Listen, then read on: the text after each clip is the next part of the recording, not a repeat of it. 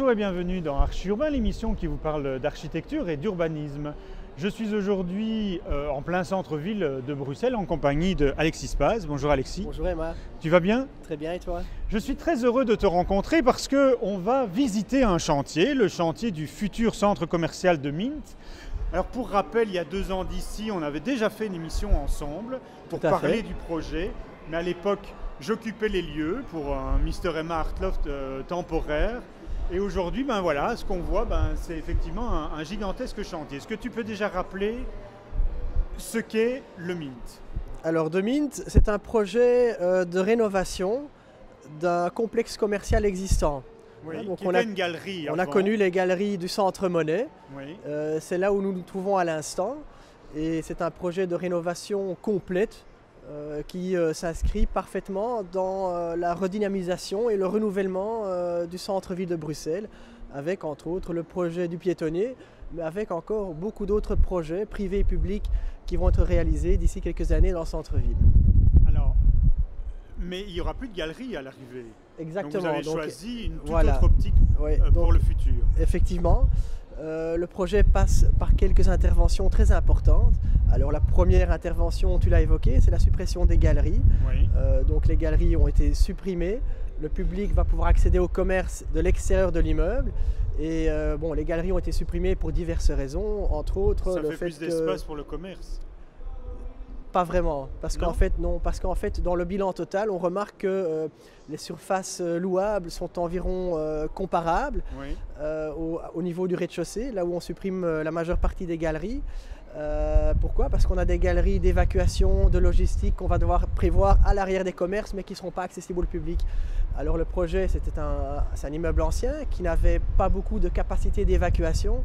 Et donc la capacité d'évacuation dans le projet a dû être augmentée fortement. Et donc les couloirs communs des commerces seront maintenus, mais pas pour le public, mais pour la livraison et pour l'évacuation. C'est ça.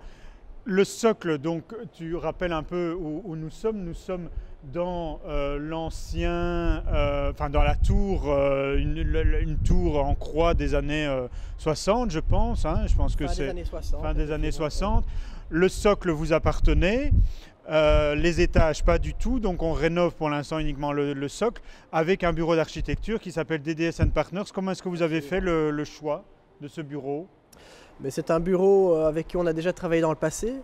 C'est un bureau qui a pas mal d'expérience sur les projets commerciaux.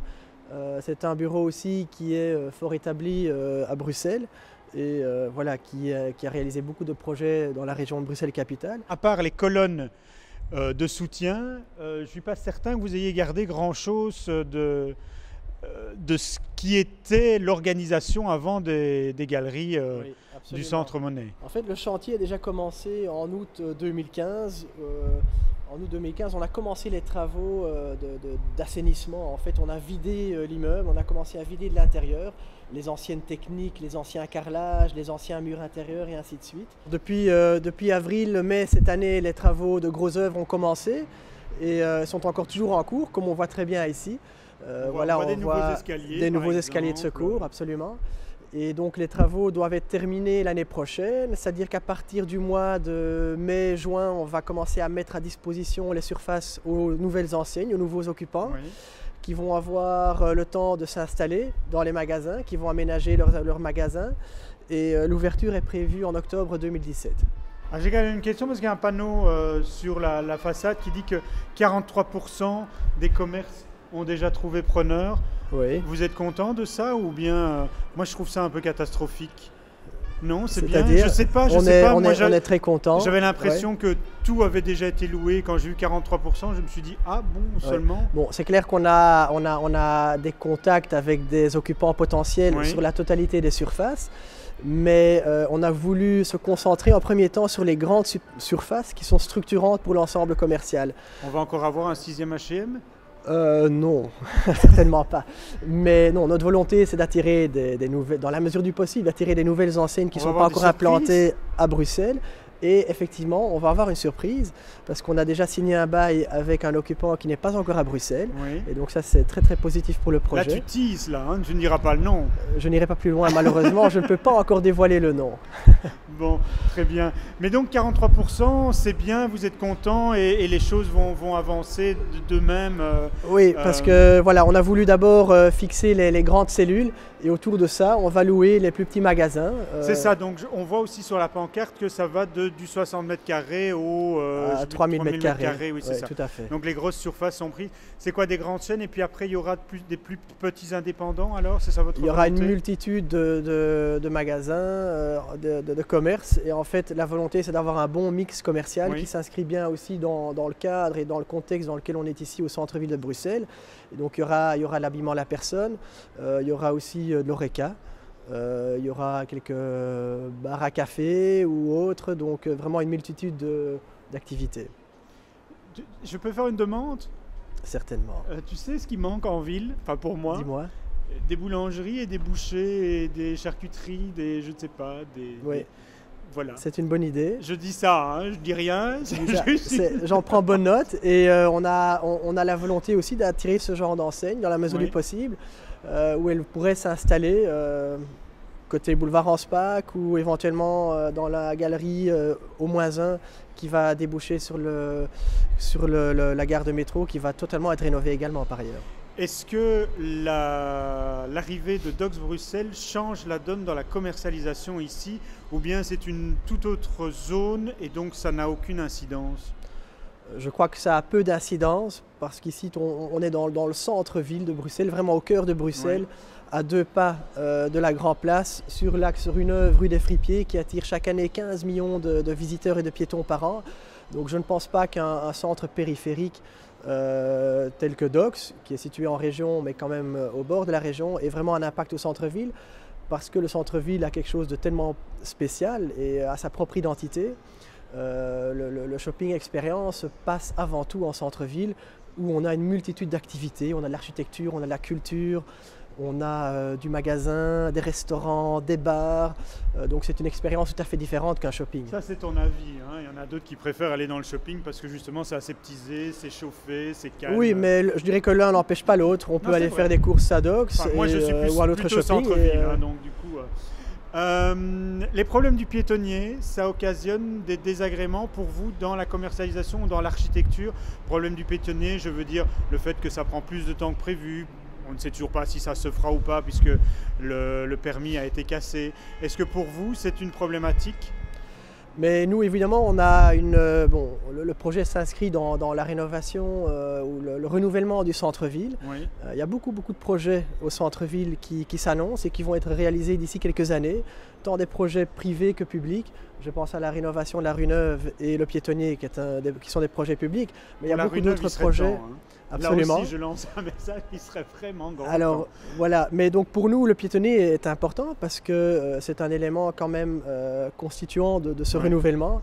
Et je crois qu'une fois que l'infrastructure sera réalisée et que tous ces autres projets autour du centre Monnet et du centre-ville de Bruxelles vont être réalisés, le centre-ville de Bruxelles aura un nouveau visage et sera beaucoup plus attractif que ce qu'il n'est aujourd'hui. Bon Alexis, notre visite, on a fait le tour je pense ici. Il y a combien de mètres carrés au total?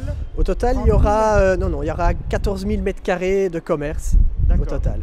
De commerce, hein, mais l'ensemble du projet. Alors, l'ensemble de l'immeuble fait 80 000 mètres carrés. Ah oui. Mais notre projet se limite au niveau du commerce. On rénove également la façade des 2 étages de bureaux au-dessus des commerces pour qui sont les bureaux de la Poste. Oui. Tout ça pour avoir une certaine cohérence architecturale par rapport au piéton, que la lecture du piéton soit cohérente sur tous les niveaux du socle.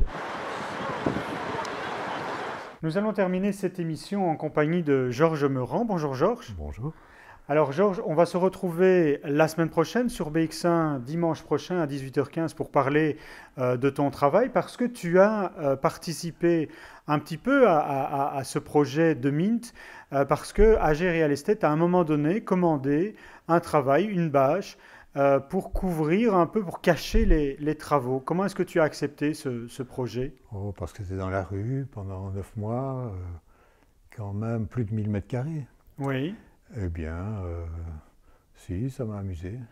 On va bien évidemment discuter avec toi de ce travail parce qu'il est certainement bien différent de ce qu'on l'on voit juste derrière toi, donc de ce que tu fais plutôt généralement, donc c'est-à-dire des peintures Oui, sur bois ou sur toile. pas si différent. Ce qui est différent, c'est le support, c'est le fait que c'est reproduit, que c'est imprimé. euh, c'est tout. Je veux dire, le principe est le même. Ce sont des jeux de couleurs dont le but est d'attirer le regard de ceux qui veulent bien regarder quelque chose qui dit rien. C'est pas de la publicité ou de la propagande, hein. Il n'y a pas de discours dans ce que je fais. Ce sont des jeux de couleurs. Et j'ai été voir les gens dans la rue et il y a des gens qui s'arrêtent et qui regardent et qui ont l'air contents. Alors ton rapport avec l'architecture ne se limite pas bien évidemment à cette toile, puisqu'on parlera également la semaine prochaine d'autres projets que tu as fait, notamment avec l'architecte Philippe Samin pour le bâtiment du Conseil de l'Europe, mais on pourrait citer également d'autres projets, une tour au Japon ou J'ai encore... travaillé exclusivement avec sa main, mais en effet, nous avons 3 projets qui ont été réalisés et j'aurais difficilement pu espérer mieux que le siège du Conseil européen, ou bien cette tour sur une île en Chine, ou le siège de AGC. On se retrouve donc dimanche prochain, ne manquez pas ce numéro d'Archi Urbain sur BX1 à 18h15. D'ici là, vous pouvez voir et revoir cette émission sur www.archiurbain.be. Richidé, merci.